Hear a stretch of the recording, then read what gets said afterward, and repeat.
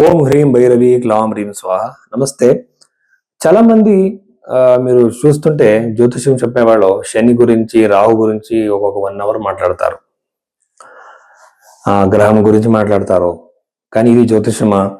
జ్యోతిషం గురించి 1 అవర్ మాట్లాడడం కాదు, మన లైఫ్ లో జరిగిన విషయాలు చెప్పాలి కదా. ఇప్పుడు మీరు ఒక జాతకం ఇస్తారనుకోండి ఒక జ్యోతిష్యుడికి.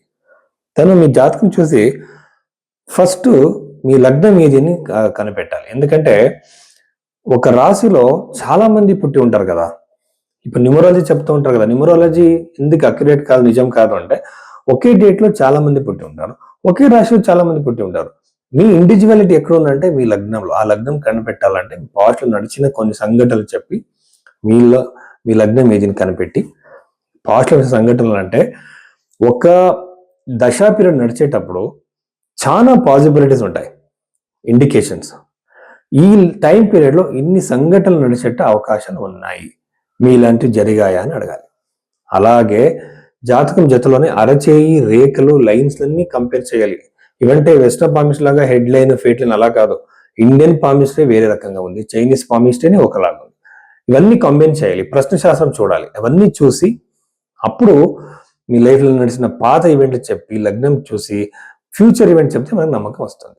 ఇది ఫస్ట్ విషయం. రెండోది వచ్చేసి మనం పరిష్కారాలు చెప్పేటప్పుడు పెద్ద పెద్ద పూజలు, హోమాలు, కాస్ట్లీ జెమ్ స్టోన్స్, కరంగులి మాల, తర్వాత రుద్రాక్షలు చెప్పడం కాదు. ఇవన్నీ జ్యోతిష్యంలో లేవు. జ్యోతిష్యంలో ఎన్నో విషయాలు లేవు.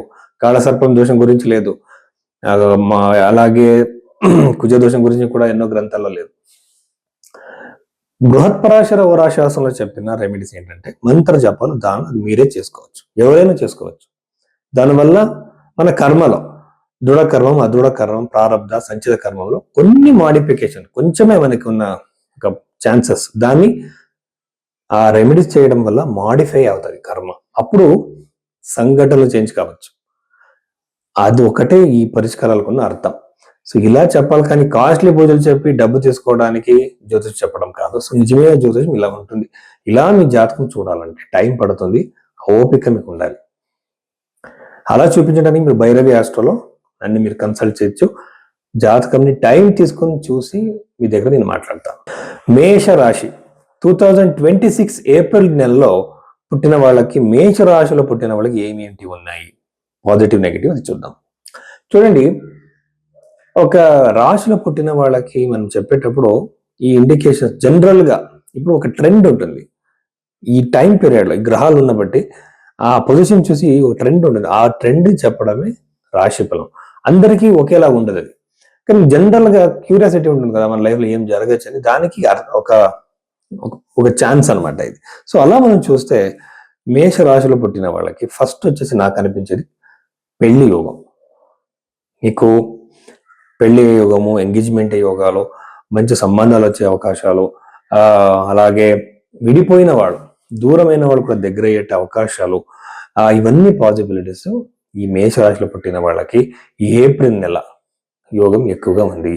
ప్రేమించిన వాళ్ళు కూడా దగ్గరయ్యే అవకాశాలు. ఇప్పుడు ఎప్పుడో ప్రేమించాలి సార్, దూరం అయిపోయారు అంటారు, కానీ వాళ్ళ దగ్గరికి రావచ్చు, మీకు దగ్గర కావచ్చు. ఇవన్నీ అవకాశాలు ఈ మేషరాశిలో పుట్టిన వాళ్ళకి ఎక్కువగా ఉంది. ఇంకొకటి, పంచమ భావం నెగిటివ్ గా ఉంది కాబట్టి కొంతమందికి సంతాన యోగం డిలే కావచ్చు. స్టూడెంట్స్కి ఆ ఏకాగ్రత సమస్య రావచ్చు. అలాగే పంచమ భావంలో ఉన్న పాపగ్రహాలు చూస్తుంటే యూజువల్గా ఒకసారి నెగిటివ్ థాట్స్, సార్ నాకు ఎప్పుడు కూడా హెడ్ఏక్ ఎక్కువగా ఉంది సార్, మైగ్రేన్ ఉంది సార్, నెగిటివ్ థాట్స్ వస్తున్నాయి, ఇవి ఎలా అని అడుగుతుంటారు. ఈ టైం పీరియడ్లో ఇవన్నీ జరిగే అవకాశాలు ఉన్నాయండి. సో ఇదొకటి చాలా ఇంపార్టెంట్ అనమాట.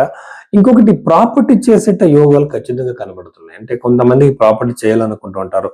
ఇల్లు కట్టే యోగం, ప్రాపర్టీ చేసే యోగం ఎక్కువగా మేషరాశిలో పుట్టిన వాళ్ళకి ఉంది.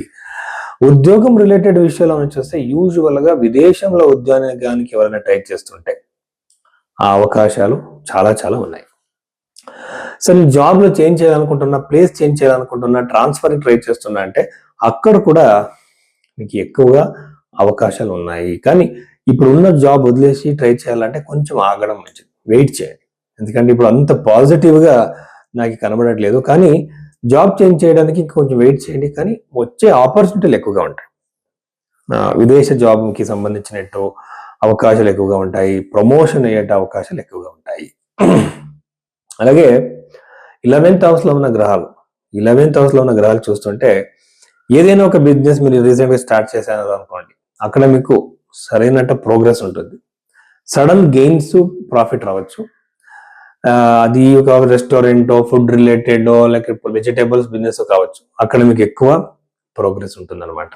ఇలా మీరు ప్రోగ్రెస్ ని సక్సెస్ చూస్తారు, ఫైనాన్షియల్ సక్సెస్ ని ఖచ్చితంగా చూస్తారు. ఎందుకంటే ద్వితీయాధిపతి వచ్చేసి రాశిలో ఉండడం ఒక మంచి యోగం అన్నమాట. దీని జతలోనే మీరు కొంచెం 7.5 గురించి ఇక్కడ మనం మాట్లాడాలి. 7.5కి అందరూ భయపెడుతూ ఉంటారు కదా, అలా జరుగుతుంది ఇలా జరుగుతుంది. అలా కాకుండా 7.5 పాజిటివ్ గా కూడా మనకు వర్క్ చేయొచ్చు. ఈ అవకాశాలు ఉన్నాయి. దీనికి రిసెర్చ్ కూడా జరిగింది. ఒక 7.5 గురించి మనం చూడాలంటే ఫస్ట్ అష్టక వర్గం చూడాలి, శని అవయోగి గ్రహం చూడాలి, అలాగే శని గ్రహంది భిన్నాష్టక వర్గం ఎలా ఉంది, దశ పీరియడ్ ఉన్నాడా, ఇవన్నీ చూసుకొని మనం చెప్పాలి. కానీ ఊరికే ఒక 7.5 నుంచి ప్రాబ్లం వచ్చేసింది అని భయపెట్టడం తప్పు. సో అలా చూస్తే మీరు హనుమాన్ చాలీసా చెప్తే చాలు, ఈ ఒక సమస్య తగ్గుతుంది. సో ఇన్ని విషయాలు మేషరాశిలో పుట్టిన వాళ్ళకి ఏప్రిల్ నెలలో